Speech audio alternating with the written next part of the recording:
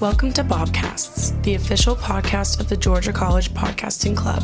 On each episode, you'll be informed on what's happening on campus, from in the classroom to student organizations to Greek life, athletics, and more. I'm your host, MG Sinkule. On today's episode, Maria Justo will be in the studio to discuss her experience as a lead career peer advisor at the GCSU Career Center. Plus, Brooke Burson will join us to report the latest on Bobcat athletics, and Greer Harper will share what's happening in Greek life and other student organizations on campus. Joining me right now is Maria Justo. Hi, Maria. Hi. Thanks for joining us today. How are you doing? I'm good. How are y'all? Great. I'm doing good. So, to start off, what inspired you to become involved with the Career Center? I was really interested in just getting an on-campus job in general. I already knew that it was just a wonderful opportunity to be able to balance classes and being able to make some money while in college. So I applied to the Career Center, and honestly, I think I've been there 3 years now, and it's just been the most wonderful experience. Not only getting to make money as a college student, but also getting to build my networking skills and just being able to connect with other faculty and staff at Georgia College. Definitely. 3 years is a lot. That's awesome. So what would a typical day in your role at the Career Center look like? What are some of the tasks that you've been given? So normally I meet with underclassmen. So I meet with freshmen and sophomores for resume writing, interview skills. I do some mock interviews and just LinkedIn, stuff like that. So I do student one-on-one appointments, but I also am kind of an administrative assistant in some sort. So I help a lot of the advisors in the Career Center just prepping for different things, for our career fairs or just things like that. And I also get to kind of be a liaison with our student assistants and kind of just be a point person for them if they need anything. So I'm all over the place, honestly. Yeah, it sounds like you have a lot on your plate, but you handle it well. So what has been the most rewarding part of your role at the Career Center, and how has it impacted you personally? I think the most impactful thing that I've been able to experience is just getting to meet all of the advisors and just the staff at the Career Center, because not only have I been able to grow and learn so much from them, but also just knowing that I have mentors there, if I need anything, it's not just guiding me through the Career Center processes, but guiding me through college, being that left hand that I need if I ever need anything, because I'm a first generation student as well. So I've had to navigate the college process by myself, but just knowing that if I need anything that they're there for me has been amazing. And just the bonds that I've had with the other student staff as well. It's just been so nice to meet some of my closest friends. That's amazing that you get to not only connect with the students, but also with faculty. I love that. So from personal experience through my peers, I've witnessed the stress that comes along with changing your major. Yes. What strategies would you recommend for these students who may be feeling overwhelmed? I really recommend, of course, talking to your academic advisor and kind of just getting, having that point person, but also the Career Center offers, a career/change your major or exploring your major appointment option, and I know that a lot of people have taken advantage of that, and just, knowing that there is someone on campus to help you navigate those changes, because it is scary changing your major. So knowing that you have someone on campus that has that information and can guide you through that, I think is really important to utilize. I know I have been scared to utilize some of my resources, but Georgia College is so awesome about providing those things for you to take advantage of. I love that. That's really good advice. So along with that kind of advice, if you could give just one piece of career advice to fellow students, what would it be? I think the number one thing that I know I have had to take advantage of is knowing how to network and knowing that everybody is like a network. So the professors that you're meeting, the friends that you're meeting, maybe 10 years from now, your best friend could be a lawyer and you might need a lawyer one day. Yeah. So being able to network with everybody is so important, and just knowing that you can talk to anybody and just have those communication skills overall. That's great. Love that. So what are some common mistakes that students may make when applying for internships or jobs, and how can they avoid them with the Career Center's help?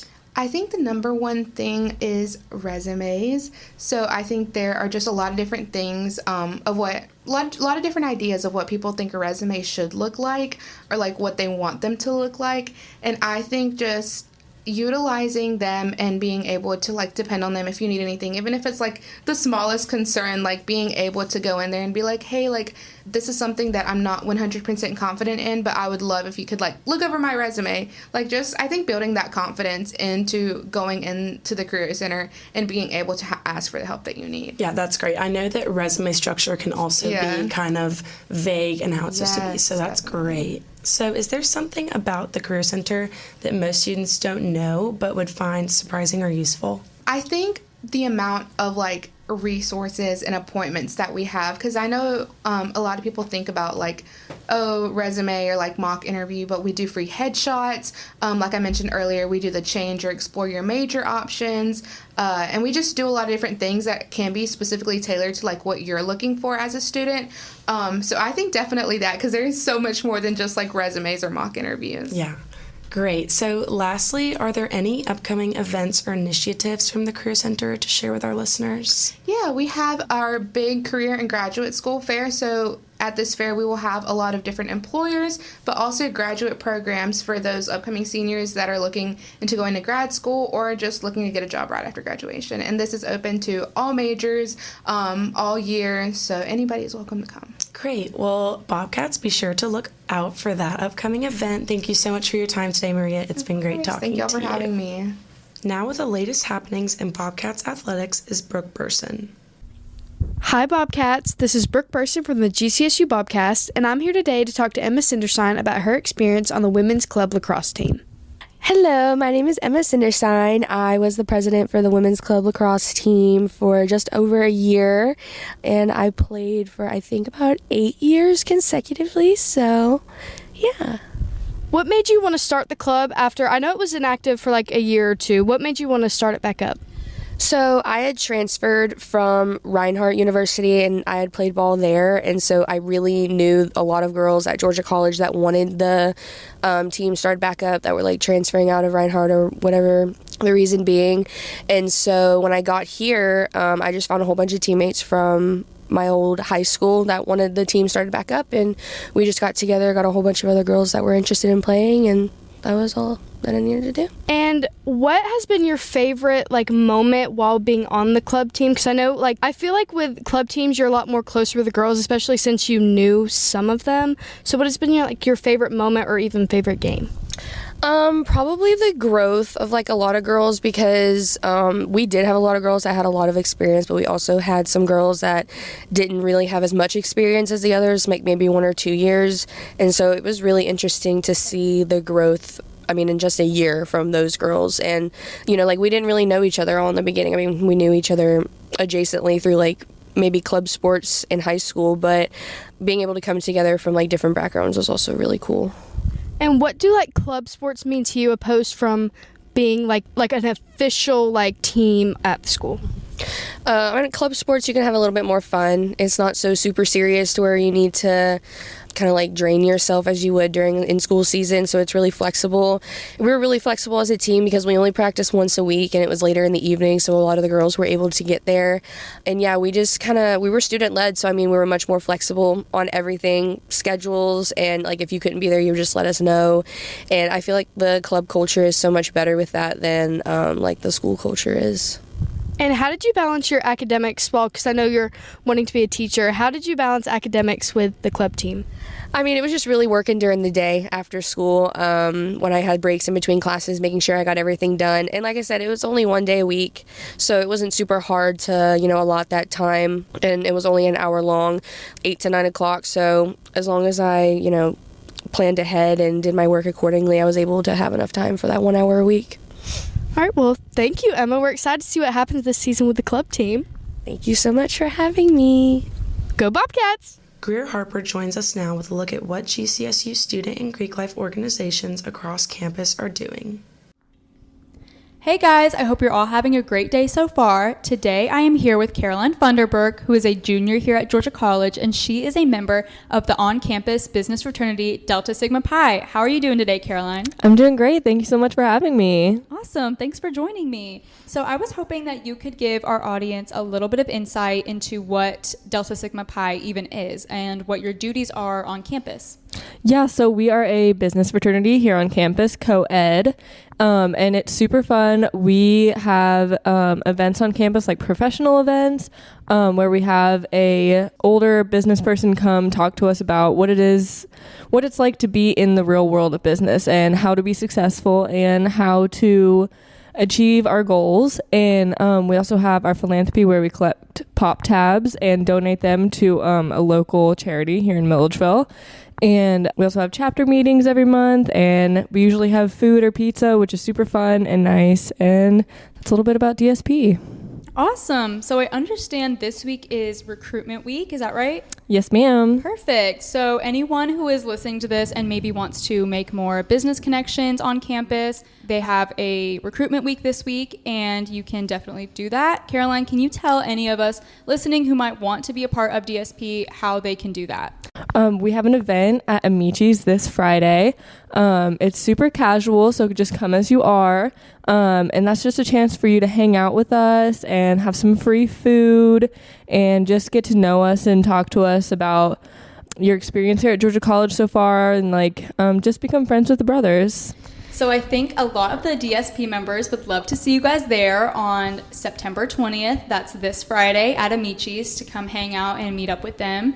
If DSP is something you're interested in, where can they go to kind of get more information about that? Is there an Instagram, or where can our viewers kind of find out more information about DSP? Yeah, so we do have an Instagram. I believe our handle is DSP GCSU, all cap, or all lowercase, excuse me. And we also have a table out at the ANS fountain, and the brothers there are super helpful and would love to talk to y'all. You can find our application through our Instagram as well, which you will need to fill out in order to have an interview this weekend. And if you see a brother on campus, come talk to us. We'd love to talk to y'all and give you some more information if you have any questions. Awesome. Thank you so much for joining me today, Caroline. That's it from me. That's the latest news here at Georgia College on Greek life and student organizations. I hope you all have a good week, and I will see you next week with more. Thanks, guys. I'm Greer Harper for Bobcast.